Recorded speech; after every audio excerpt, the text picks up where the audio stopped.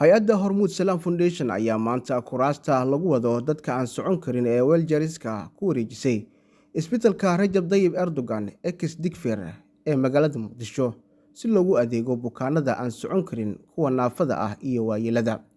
deeqdan ayaa qayb ka ah taageerada joogtada ah ee hay-addu u fidiso isbitaalada iyo xarumaha u adeega bulshada, iyadoo labada dhinac ay si wadajir ah uga shaqeeyaan horumarinta iyo xoojinta adeegyada caafimaadka. gudoomiyaha hay-adda hormuud salaam foundation cabdulaahi nuur cusmaan oo munaasabadda ka hadlay ayaa sheegay in xiriirka wada shaqeyneed ee kala dhexeeya isbitaalka rajab dayib uu yahay mid heer sare ah, islamarkaana deeqdan ay tahay qayb ka mid ah dadaalada lagu xoojinayo adeegyada caafimaadka ee isbitaalka. maanta waxaan joognaa isbitaalka takhasusiga ah ee Erdogan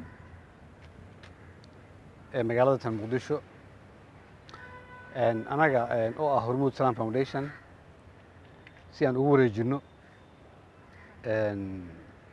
kuraastan lugaha leh ama loo yaqaan wheelchair ee loogu talagalay dadka bukaanada ah ama xanuunsan ama waayeelka ah ama naafada ah ee aan socon karin inay mataqaanaa loogu adeego.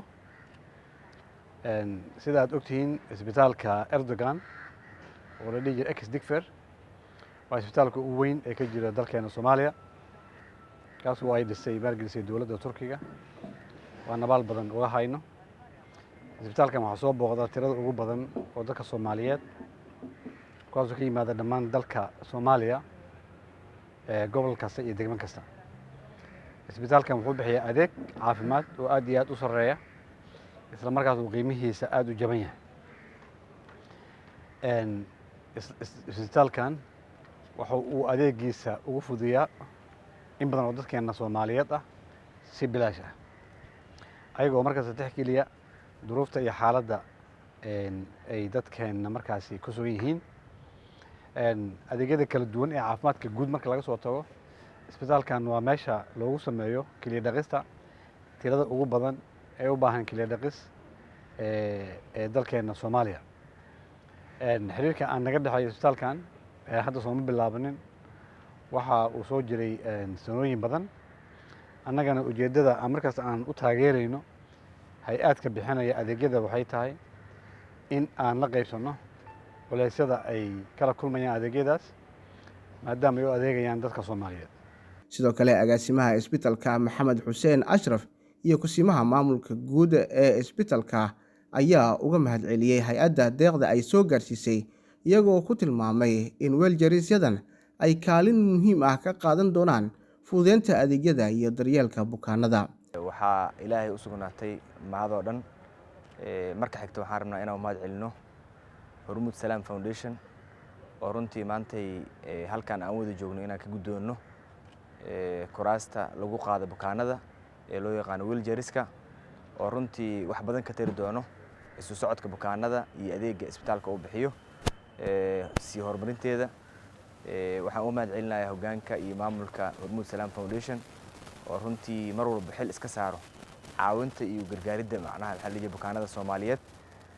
runtii gargaarkan iyo qalabkan ay Hormuud Salaam Foundation siinayso isbitaalka wuxuu ku soo aadaya xilli aad macnaha maxaa la dhihi jiray u adag oo waddanka macnaha abaaro iyo xaalado adag uu galayo, sidoo kale tana bil barakaysan oo Ramadaan la galayo. waxaan rabaa inaan ugu mahad celiyo Hormuud mar walba garab istaaga dadka ay u muujinayaan. waxaana rabaa fursaddan inaan uga faa'iidaysto ka isbitaal ahaan annaga mar walba in bulshadeena u adeegno sida ugu fiican ugu adeegno, dadkana caawino. waxaa waa mas-uuliyad iyo waajibna saaran. waxaan hadda waalid ma ballan qaadaynaa alaabtaas iyo qalabkaas ay noo keentay shirkadda Hormuud Salaam Foundation in runtii aan sida ugu fiican ee loo isticmaalo bulshada Soomaaliyeedna ay wax badan ka tari doonto adeegga iyo waxa ay qabanayeen. annaga iyo Hormuud Salaam Foundation xiriirkeena sida gudoomiyaha uu sheegay ma ahan hadda mid bilaabo ama curdun ah, hore u jiri jiray. waxaan rajaynaynaa ka isbitaal ahaan inuu sii jiri doono xiriirkaas. Assalamu alaikum. We are grateful for the Hormuud Foundation for their kind stuffs they gave us, and thank you very much. Thank you. Thank you. deeqdan ayaa muujinaysa doorka muuqda ee hay'adda Hormuud Salaam Foundation kaga jirto taageerada adeegyada bulshada iyo horumarinta daryeelka caafimaadka dalka. Zakariya Axmed Muuse, TV-ga Shabeelle, Muqdisho.